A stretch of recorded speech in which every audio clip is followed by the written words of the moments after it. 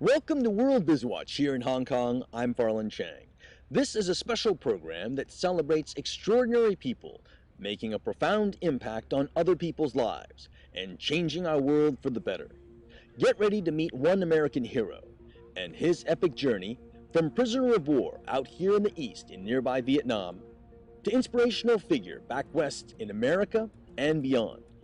It's a story that shows the power of the human spirit to prevail against all odds.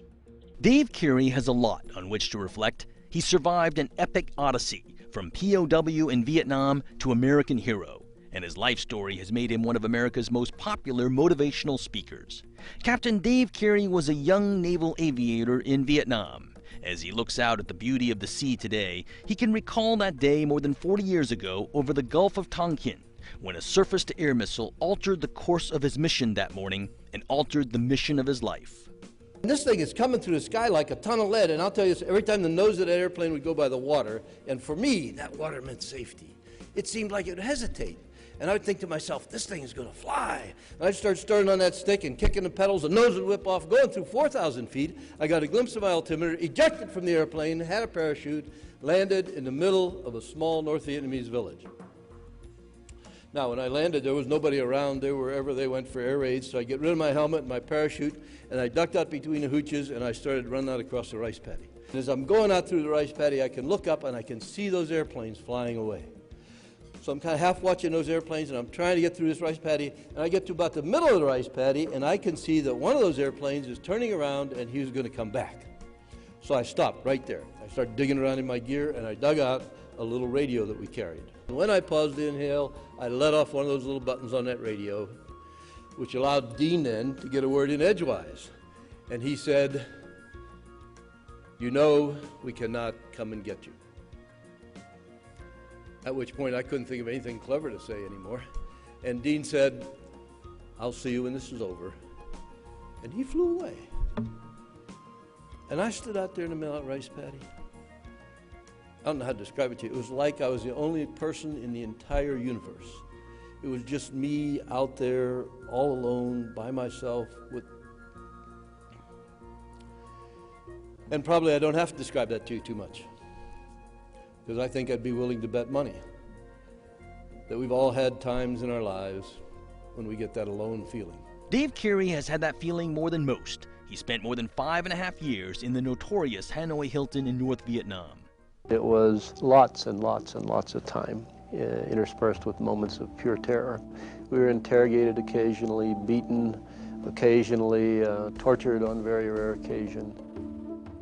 All of it was done with the attendant shouting and hollering and punching and jabbing and kicking, and until they'd have me just crunched up into a ball on the floor, feeling like all my joints were coming apart. I begged them to kill me. They wouldn't kill me. They just hurt me. And I knew I was going to go crazy. The pain was just incredible. That pain gave Dave a perspective on pleasure that many of us will never know. How he survived his captor's brutality is a lesson in the power of the human spirit to triumph over adversity. It's a timeless lesson Dave has been teaching for more than 3 decades as one of the nation's most sought-after public speakers, to top brands from Apple to IBM and Starbucks to Burger King. Dave is an accomplished author. His book, The Ways We Choose, offers lessons of life from a POW's experience. The title is really the central theme of Dave's message, that we can choose to change our lives for the better, especially when times are tough. We joined Dave as he spoke to a men's group at Mariners Church in Irvine, California, and a convention of roofers in Las Vegas, Nevada. And we found his audiences magnetized. Dave is a master storyteller, and his humor and pacing hold his audience like only a great communicator can. Beautiful. Dave is a man of faith and is not afraid to talk about that before any audience if asked, but he never gets preachy. He's so real because the stitches in the fabric of his life are so real, just like every person who listens.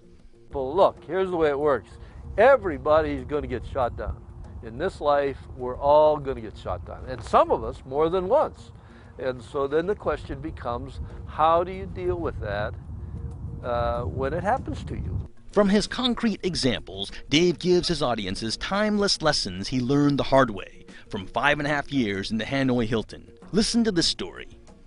Our coping mechanism largely was laughter. We had a fellow who went to interrogation. The interrogator wanted to know, in your country, where does your family live? He told him, Kansas. He said, what do your family do? He said, they're farmers. He said, what do your family grow? He said, they grow updog. Later on, the interrogator took him back to his cell, and he came over to our cell. And the little spy door opens up, and there stands the elf. We have names for these people. And the elf wants to know, what's updog?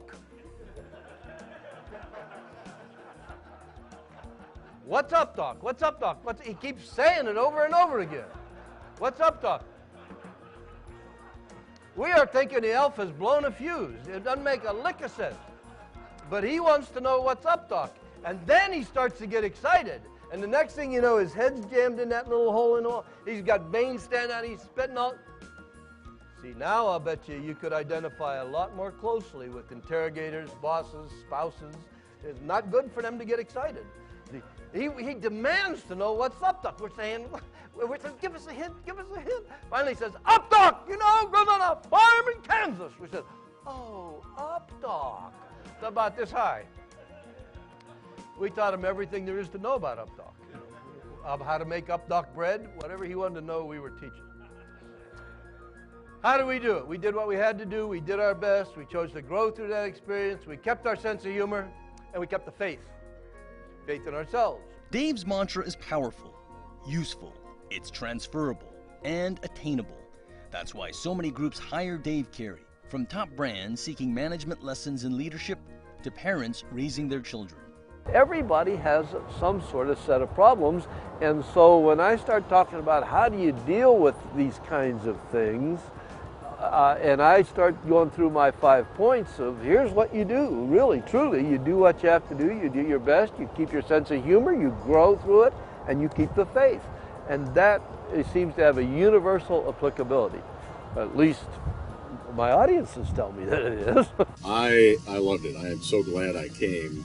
His story is compelling, and he draws you into the story.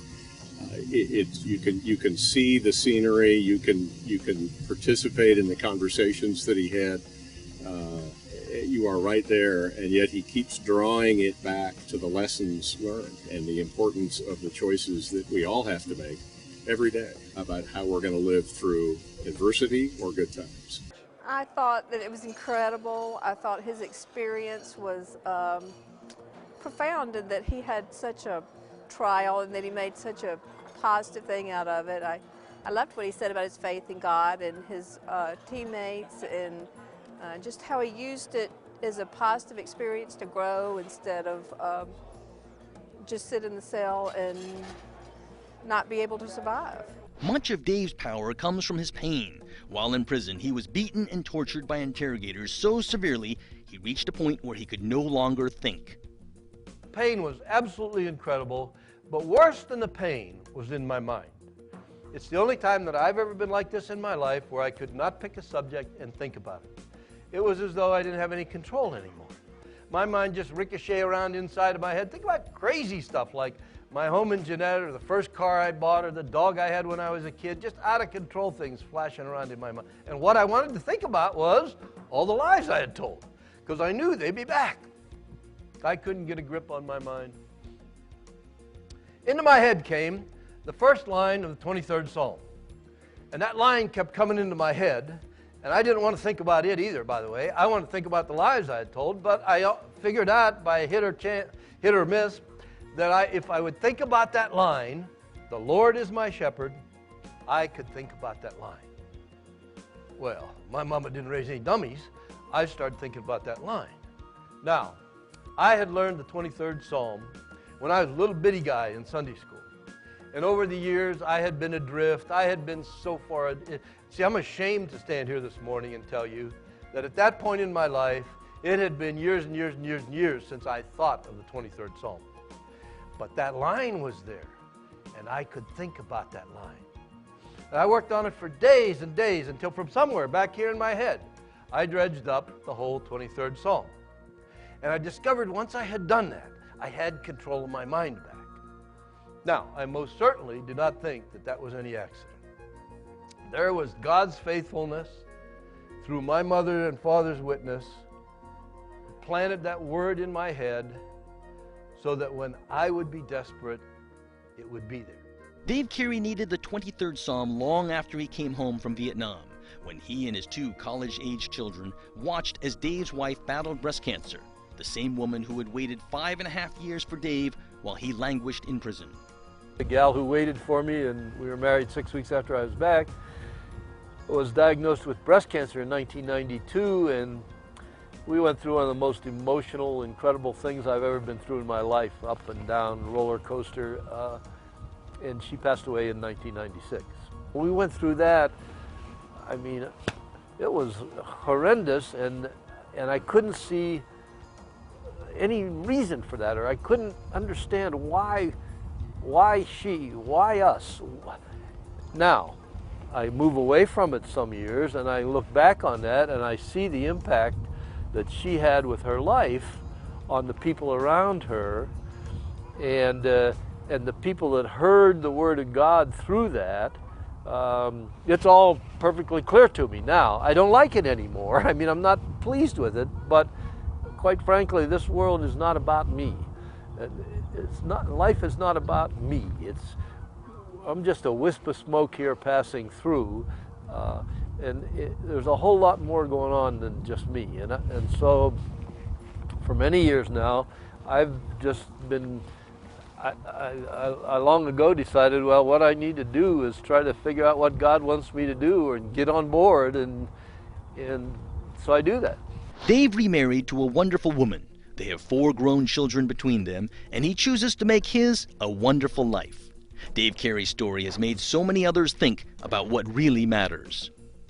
It is like the little thing that your mama used to tell you when she bounced you on your knee, what doesn't kill you will make you stronger. So I believe that. Dave likes to remind us that the ways we choose will determine whether we are living in the best of times or the worst of times.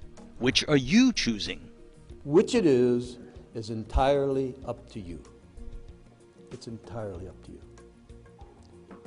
And all my experience teaches me that we've been given the ability to make those choices. So, as you wrap up here at the end of this convention this week, as you go back into the trenches, as you go back to the business, as you go back into this economy, I would urge you to always choose to make it the best of all times. The best of all times. Thank you very much. God bless. No, Dave, thank you for your grace under fire and teaching us how we too can prevail against all odds. For WorldBizWatch, I'm Farland Chang.